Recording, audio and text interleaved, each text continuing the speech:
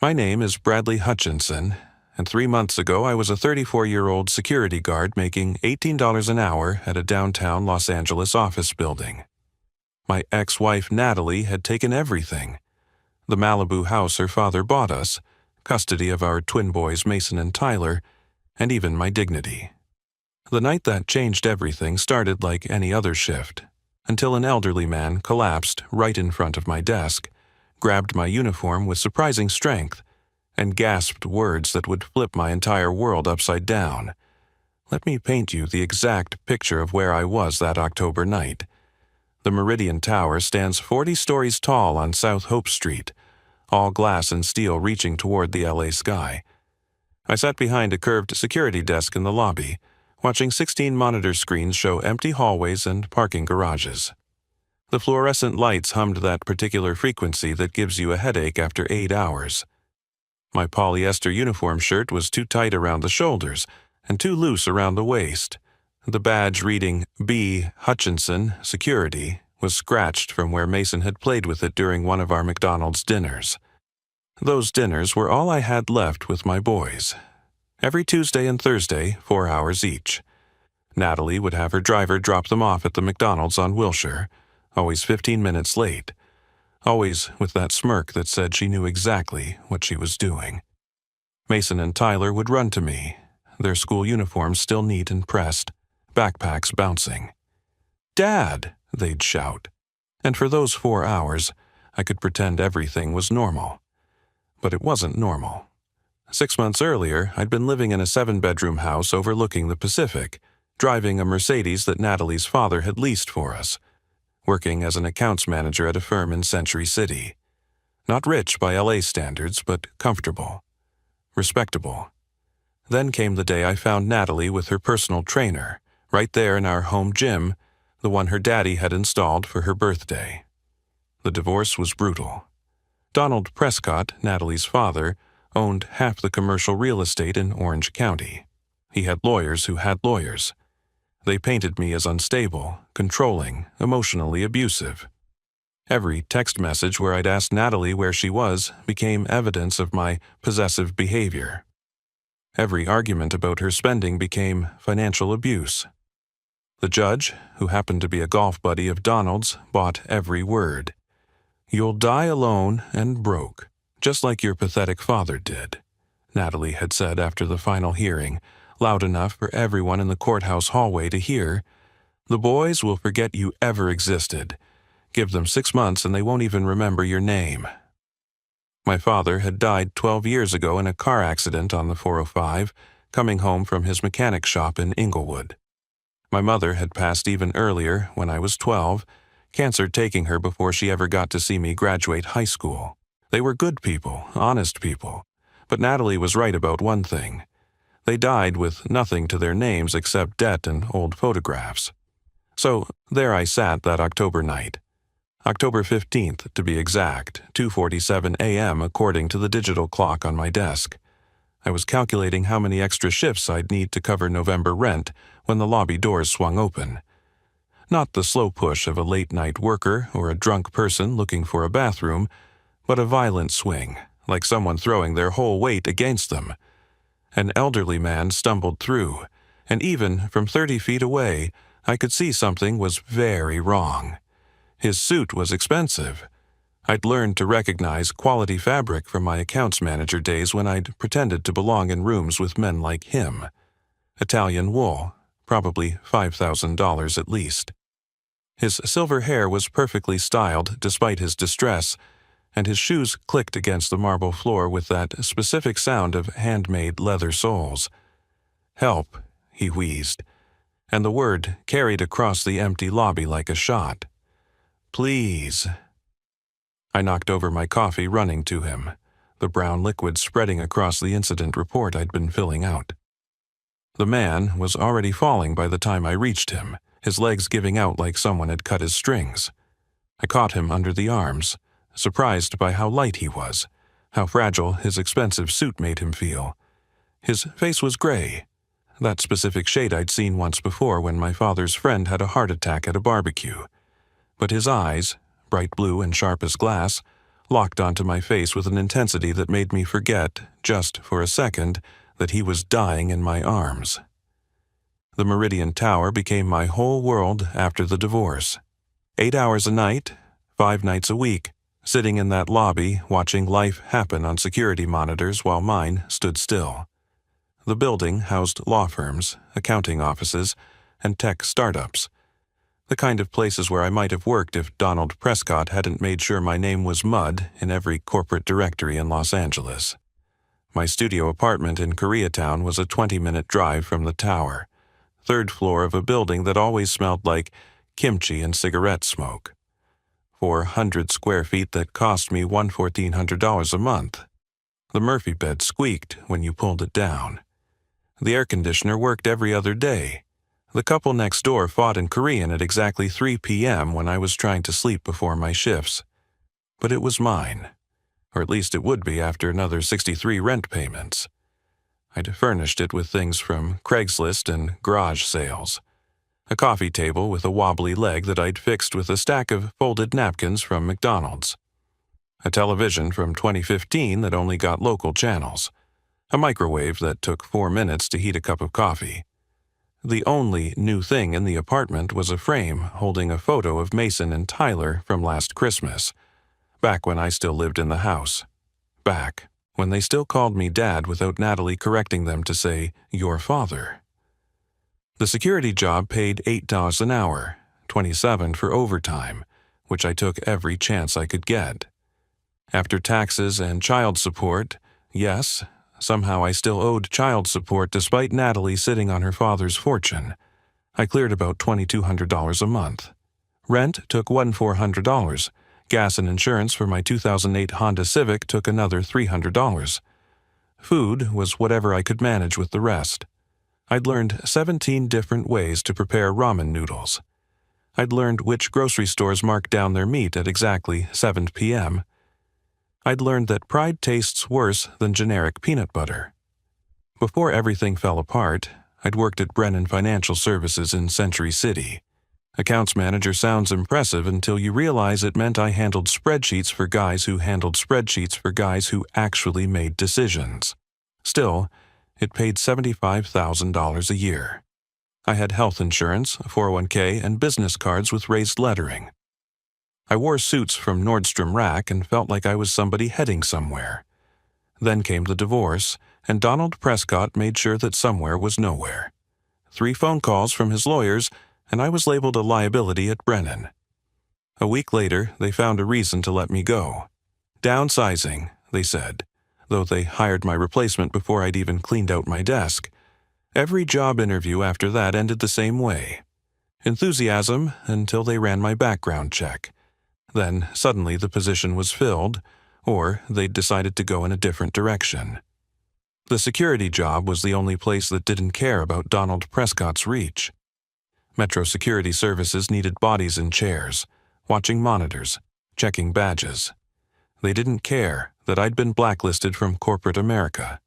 They cared that I showed up on time, stayed awake, and didn't steal from the premises. Low bar, but it was the only bar I could clear anymore. My supervisor, Hector Ramirez, was a decent guy who'd been working security for 20 years. "You're not the first guy with a college degree I've seen behind that desk," he told me my first week. "You won't be the last. Economy's rough.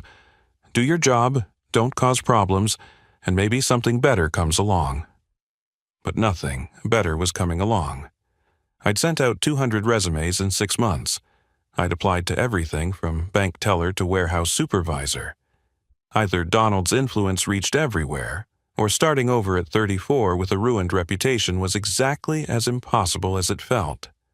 The worst part was seeing my boys only 8 hours a week. Tuesday afternoons 4 to 8, Thursday afternoons same time. Always at the McDonald's on Wilshire because it had a play place and I couldn't have them in my apartment. The lease said no overnight guests, and Natalie's lawyer would love nothing more than to catch me violating any rule, any regulation, anything that could strip away those precious 8 hours. "Why can't we see your new house, Dad?" Tyler would ask, his 8-year-old face so earnest it physically hurt. "It's being fixed up," I'd lie. The painters are there. The smell would make you sick. Mom says you live in a bad place, Mason would add, not meaning to twist the knife but doing it anyway. She says that's why we can't visit. She wasn't entirely wrong. Koreatown wasn't Malibu, but it wasn't the neighborhood that kept my boys away. It was the court order, drafted by Natalie's legal team and rubber-stamped by Judge Harrison, Donald's golf buddy, that said I couldn't have overnight visits until I could provide suitable accommodations for the children. Suitable meaning what? A house like the one they'd stolen from me? A life I couldn't afford on $18 an hour? This was my life 3 months ago. A ghost haunting a security desk, a father reduced to 8 hours a week, a man whose ex-wife's prediction seemed to be coming true, one minimum payment at a time. I was alone, except for those McDonald's dinners. I was broke, except for the $17 in my wallet until payday. And according to everyone who mattered, this was exactly what I deserved. October 15th, 2:47 a.m. I'd been staring at the same paragraph in a paperback thriller for 20 minutes, reading the words but not processing them. The coffee in my thermos had gone cold 3 hours ago. Outside, Los Angeles slept in that strange way it does, never quite silent but holding its breath between the late-night party crowd and the early-morning commuters. The lobby doors exploded open with such force they bounced off the rubber stops and swung back. An elderly man stumbled through, his body moving like it was fighting against itself, one hand pressed to his chest, the other reaching for anything solid to hold on to. "Help!"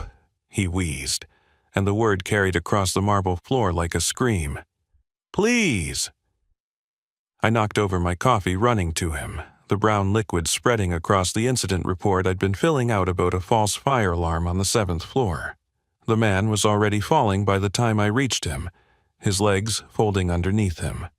I caught him under the arms, surprised by how light he was despite his height, maybe 6 feet when he stood straight. His suit was immaculate even in crisis. Charcoal gray wool that probably cost more than I made in 2 months. His silver hair stayed perfectly styled, even as sweat beaded on his forehead. But his face had that grayish tinge I'd seen once before when my father's friend Kenny had a heart attack at a 4th of July barbecue. "I've got you," I said, lowering him carefully to the floor. My hands shook as I pulled out my phone and dialed 911. "Sir, stay with me. Help's coming." His eyes locked onto my face with an intensity that seemed impossible for someone in cardiac distress. They were the brightest blue I'd ever seen, like looking at the ocean through glass. He studied my features like he was trying to memorize them, or maybe trying to remember something he'd forgotten.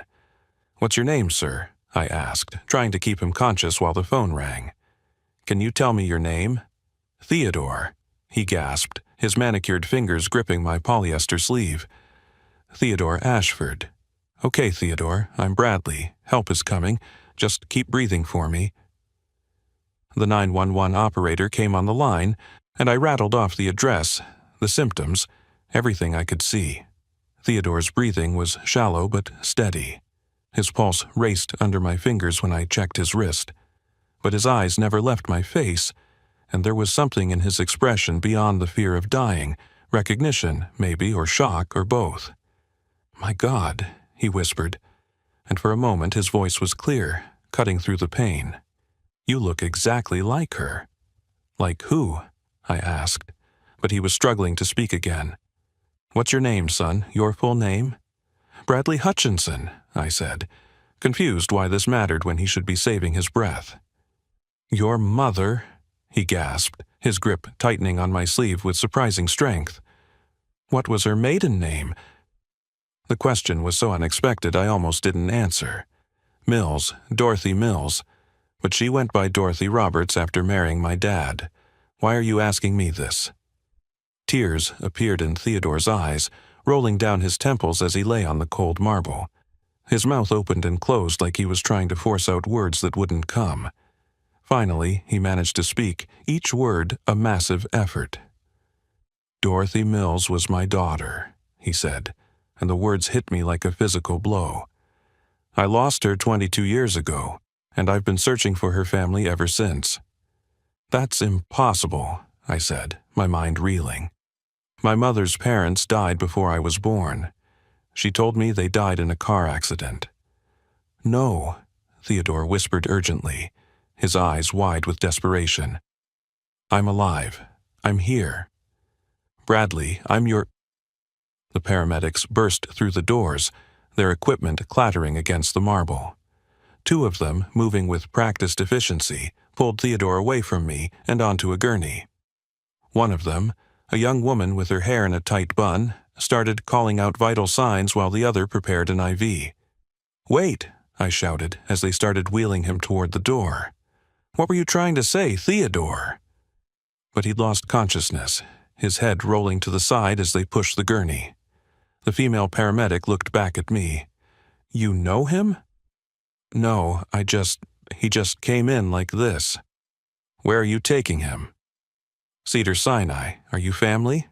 "No," I said, though the word felt wrong somehow. "I'm just the security guard."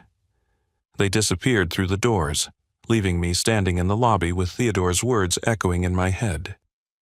Dorothy Mills was my daughter. The marble floor was wet with my spilled coffee. My hands had blood on them from where Theodore had gripped too tight, his nails breaking skin through my cheap uniform shirt. I walked back to my desk in a daze and called Hector to report the incident. Then I sat there, staring at the monitors but seeing nothing. My mother had told me her parents died before I was born. She'd said they were killed by a drunk driver on New Year's Eve, both of them together, instant and final. She'd cried when she told me, and I'd never questioned it because why would a mother lie about something like that? But Theodore Ashford knew her maiden name. He'd said she was his daughter. He'd looked at me like he was seeing a ghost, and now that I thought about it, my mother's eyes had been that same impossible blue. I tried calling Cedar Sinai at 4 a.m., then again at 5, and again at 6. Each time they told me the same thing. They couldn't release patient information to non-family members. By the time my shift ended at 7 a.m., I'd convinced myself I'd imagined the whole thing, that maybe Theodore was confused, delirious from lack of oxygen. Old people said strange things during medical emergencies, but I couldn't forget the way he'd looked at me. I couldn't forget the tears in his eyes when he said my mother's name. 3 days passed with no word. I went through my shifts like a zombie, jumping every time the lobby doors opened, expecting Theodore Ashford to walk back through and explain everything. I'd even Googled him on my phone during breaks. Theodore Ashford, founder and CEO of Ashford Industries, one of the largest pharmaceutical companies on the West Coast. Net worth estimated at $2.8 billion, widower. No children listed in any of the articles. No children, but he'd called my mother his daughter. On the third day, Thursday, I was sitting in my apartment at noon trying to catch some sleep before my shift when my phone rang. The number was unfamiliar, a 310 area code. Beverly Hills or West LA. I almost didn't answer, thinking it was another debt collector calling about the credit cards I'd maxed out during the divorce, but something made me pick up. "Mr. Bradley Hutchinson?" The voice was professional, crisp, the kind of voice that belonged to someone who billed by the hour. "Yes, this is Bradley.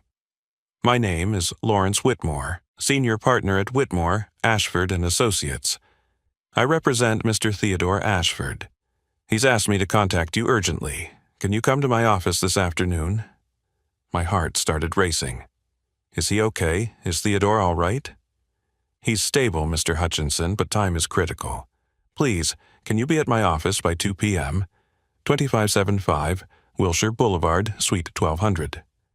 "I have to work at 4, I said automatically, then realized how stupid that sounded. A billionaire's lawyer was calling me and I was worried about my $18 an hour job. "Mr. Hutchinson," Lawrence said, his voice gentle but firm, "I assure you this meeting is more important than any shift. Mr. Ashford has instructed me to compensate you for any lost wages. Please, he's quite insistent." I called Hector and told him I had A family emergency. It wasn't exactly a lie, though I still wasn't sure how it could be true. I put on my best clothes, khakis that were only slightly wrinkled, and a polo shirt I'd worn to Mason's school play last month. My Honda Civic made embarrassing grinding noises as I drove down Wilshire, passing the McDonald's where I'd see my boys in just 2 hours if I could make this meeting quick. The law firm occupied the entire 12th floor of a glass tower that screamed money. The elevator was nicer than my apartment. The receptionist sat behind a desk that probably cost more than my car. She smiled at me like I belonged there, even though we both knew I didn't. "Mr. Hutchinson, Mr. Whitmore is expecting you." Lawrence Whitmore was in his 60s, with silver hair and a suit that made Theodore's look casual.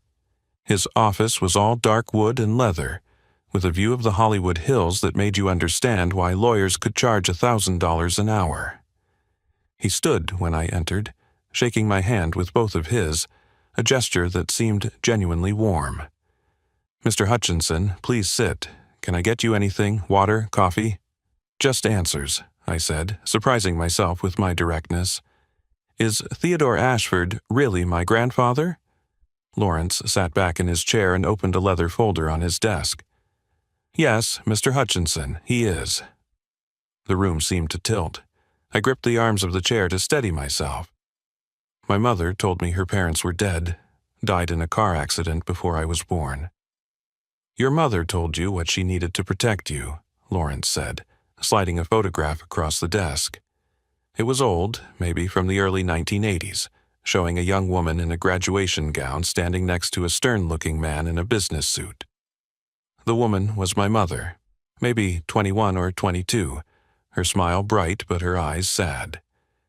The man was Theodore Ashford, 40 years younger but unmistakably him. "This was taken at Dorothy's graduation from USC," Lawrence explained. "She graduated summa cum laude with a degree in education. Theodore had wanted her to join the family business, but she wanted to teach. It was the beginning of many disagreements." He slid another photo across. This one showed my mother with a young man in jeans and a work shirt, both of them laughing at something off camera. The man was my father, probably 25, his hands still showing the grease stains that never quite washed off from his work at the garage. 6 months after graduation, Dorothy met Robert Hutchinson. He was fixing Theodore's car at a garage in Brentwood. They fell in love. Theodore was building Ashford Industries into an empire and couldn't accept his daughter marrying a mechanic. He told Dorothy she had to choose, the family fortune or Robert. "She chose my father," I said, understanding flooding through me. "She chose love," Lawrence corrected. Theodore cut her off completely. No money, no contact, nothing. Dorothy was strong-willed, just like her father. She legally changed her name to Dorothy Roberts when she married your father, making herself harder to track. She and Robert moved to the valley, and she told everyone her parents had died. It was easier than explaining the truth. He pulled out more documents. Birth certificates, marriage licenses, private investigator reports dated from 5 years ago. Theodore's pride kept him away for years. When his wife Margaret died 10 years ago, he realized what he'd lost. He hired investigators to find Dorothy, but by then she'd been gone for 12 years. "Cancer," the report said. "She died when I was 12, I confirmed, my voice thick. "Theodore didn't know about you until 5 years ago. The investigators finally tracked down your birth certificate through hospital records. Bradley Mills Hutchinson, born at Northridge Hospital, May 15, 1991. Mother, Dorothy Roberts, formerly Dorothy Mills. Father, Robert Hutchinson."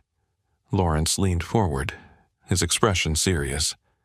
"Mr. Hutchinson, Theodore has been watching you for 5 years, building up the courage to approach you. He owns the Meridian Tower. He bought it 3 years ago when he learned you worked there." "He bought a 40-story building because I worked there?" "He's worth $2.8 billion, Mr. Hutchinson. He would have bought the whole block if necessary. You're his only living family." I thought about the nights I'd sat in that lobby, feeling worthless, while my grandfather owned the entire building. The irony was so sharp it almost made me laugh. Why now? Why did he finally approach me? He didn't plan to that night. He'd been coming to the building occasionally, walking through the lobby, trying to find the right words. But when the heart attack hit, all he could think about was that he might die without you knowing the truth. His heart is failing, Mr. Hutchinson. The doctors give him 6 months at most. He wants to make things right while he still can. Lawrence drove me to Cedars-Sinai in his Mercedes, a car so quiet I could hear my own heartbeat. The hospital's cardiac unit was on the 7th floor, all pristine white walls and the sound of machines keeping people alive. Private room 712 had a view of the city and probably cost more per night than I made in a month.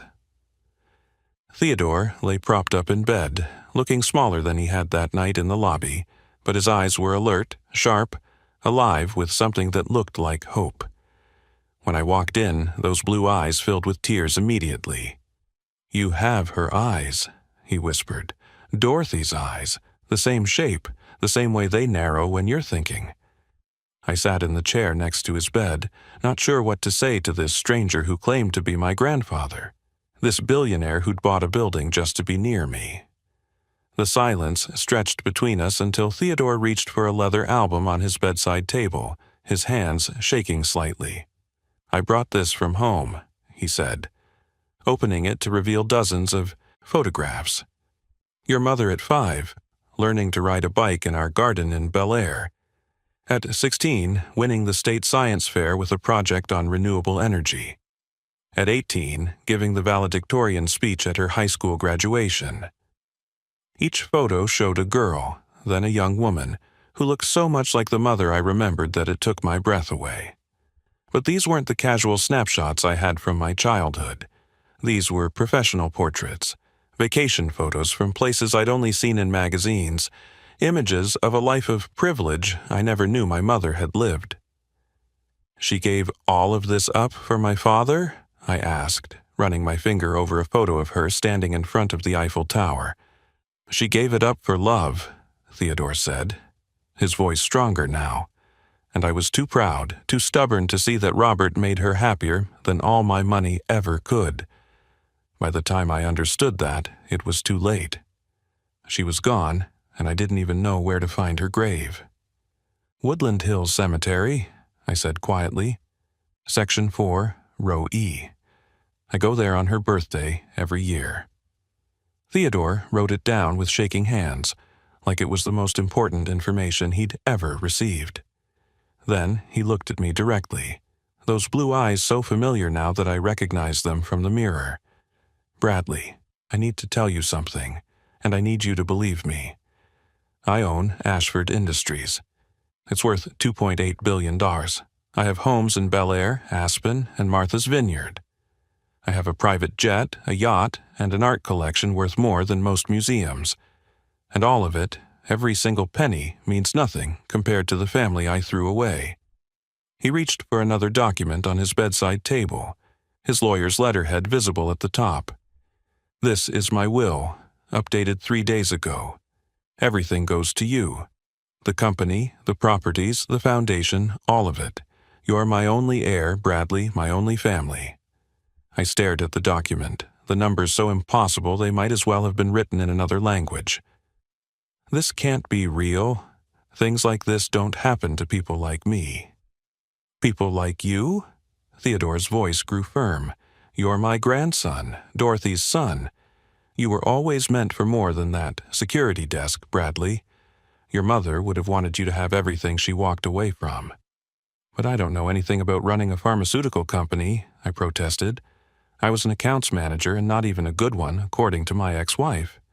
"Your ex-wife," Theodore said, his jaw tightening. "Natalie Prescott, daughter of Donald Prescott. You know about her?" "I know everything about you, Bradley. I know Donald Prescott destroyed your career after the divorce. I know he bribed Judge Harrison to rule against you. I know he's been trying to buy my company for the past decade, and I've enjoyed telling him no every single time." Theodore pressed a button on his bed remote, and Lawrence stepped back into the room. "Lawrence," Tell Bradley about the files. Lawrence smiled, a shark smile that probably terrified opposing counsel. We have documented evidence of Donald Prescott's bribery, witness tampering, and judicial manipulation during your divorce proceedings. We have emails, recorded phone calls, bank transfers, enough to destroy him and get your divorce settlement overturned. Why would you do all of this? I asked Theodore. Because you're my family, he said simply. Because I failed your mother, and I won't fail you.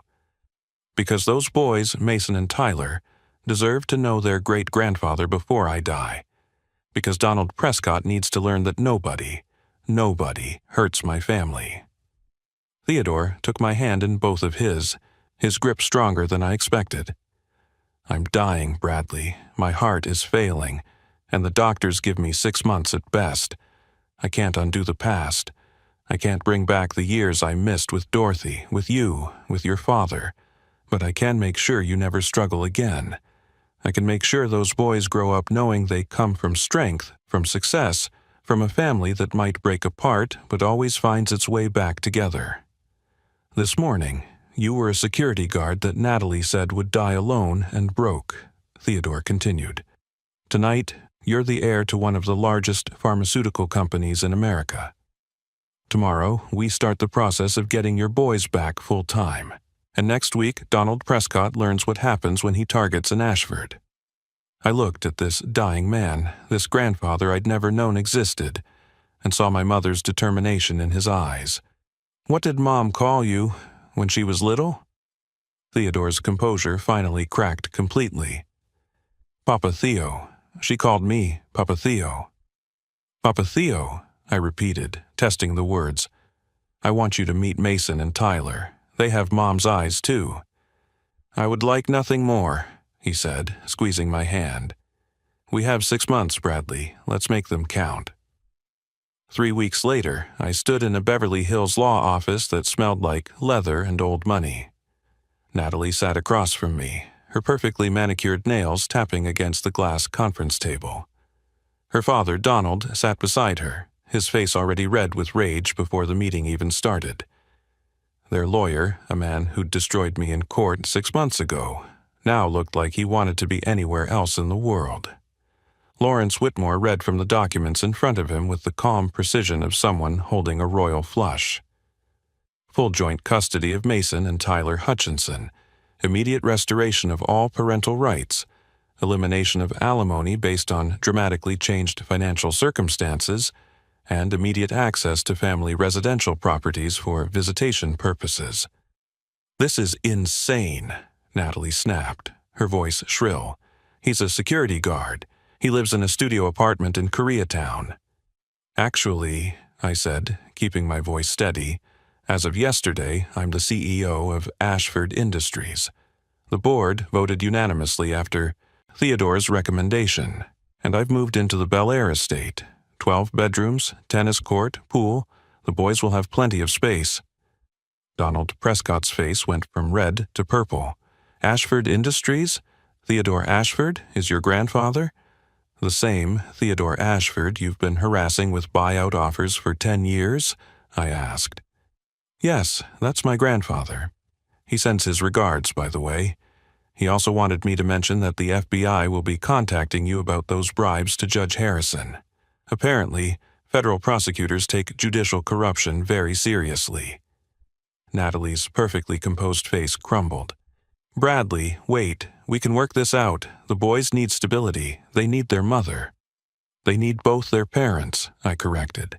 Which is why I'm not seeking full custody, just equal, 50-50. They deserve to have their father in their lives despite what you tried to do. That evening, I picked up Mason and Tyler from Natalie's house in a new Tesla Model S. Theodore had insisted, saying the Honda had served its purpose but it was time to move forward. The boys ran to the car, their faces bright with excitement. Dad, is this yours? Tyler asked, running his hand along the smooth hood. It is, buddy. Want to see something even cooler? I drove them to Theodore's estate in Bel Air, the house he'd built 40 years ago when my mother was just a baby. As we pulled through the gates, both boys pressed their faces against the windows. "Are we visiting someone important?" Mason asked. "We're visiting family," I said. Theodore waited in the living room, sitting in his wheelchair, but wearing his best suit. He'd had his hair cut that morning and looked younger than he had in the hospital. When the boys walked in, his face lit up like Christmas morning. "Mason, Tyler," I said, kneeling between them. "This is my grandfather, which makes him your great-grandfather. You can call him Papa Theo." "We have a great-grandfather?" Tyler whispered, awe in his voice. "You do," Theodore said, his voice thick with emotion. "And I have been waiting my whole life to meet you both." He handed each boy a wrapped gift. Inside were photo albums, carefully assembled over the past 3 weeks. Pictures of Dorothy as a child, as a young woman, as a new teacher. Pictures I'd never seen, stories I'd never heard. "This is your grandmother, Dorothy," Theodore explained, pointing to a photo of my mother holding a baby. "That's your dad when he was born. She loved him more than all the stars in the sky, and she would have loved you both just the same." Over the next months, Theodore became the grandfather my boys had never had. He went to every one of Mason's baseball games, sitting in a custom wheelchair he'd had painted in the team colors. He attended all of Tyler's school plays, always in the front row, always with flowers. He taught them about business at the dinner table, about art in his gallery, about kindness by example. Donald, Prescott's empire crumbled under federal investigation. He was indicted on 17 counts of bribery and corruption. Natalie, suddenly humbled, became cooperative about custody, even apologizing one day when she dropped off the boys. "I was wrong," she said quietly, "about everything." Theodore lived for 7 more months, 1 month longer than the doctors predicted. "Pure stubbornness," he told me near the end. "An Ashford family trait." The night before he died, he called me to his bedside. "Bradley, I need you to know something. That night in the lobby when I collapsed, I wasn't scared of dying. I was scared of dying without you knowing who you were. You were never just a security guard. You were never alone. You were always an Ashford, always loved, even when you didn't know it." At his funeral, hundreds of people came to pay their respects. Business leaders, politicians, celebrities. But in the front row sat 2 8-year-old boys who knew him simply as Papa Theo, the great-grandfather who never missed a baseball game. Natalie had once told me I'd die alone and broke. She was wrong on both counts. But more importantly, she was wrong about what mattered. The money, the houses, the company, none of that was Theodore's real gift to me. His real gift was showing me that family isn't about perfection or pride. It's about showing up, even when it's decades too late. It's about choosing forgiveness over fury. It's about grabbing someone's arm in a dark lobby and refusing to let go until the truth comes out. I still work security, in a way. Now I guard Theodore's legacy, his company's mission to make medicine affordable, and most importantly, the childhood of 2 boys who will never doubt their worth. They know they come from a long line of people who made mistakes but kept trying, who lost everything but found their way back, who learned that love is worth more than any fortune. Sometimes the best inheritance isn't money. Sometimes it's proof that you were always worthy of being found. If this story touched your heart, if it reminded you that it's never too late for family to find its way back together, please take a moment to like this video and share it with someone who needs to hear it. Leave a comment below about your own family reconnection stories or the moments that changed everything for you. And don't forget to subscribe to our channel for more incredible true stories that prove life's most powerful moments often come when we least expect them. Thank you for watching, and remember, you're never as alone as you think you are.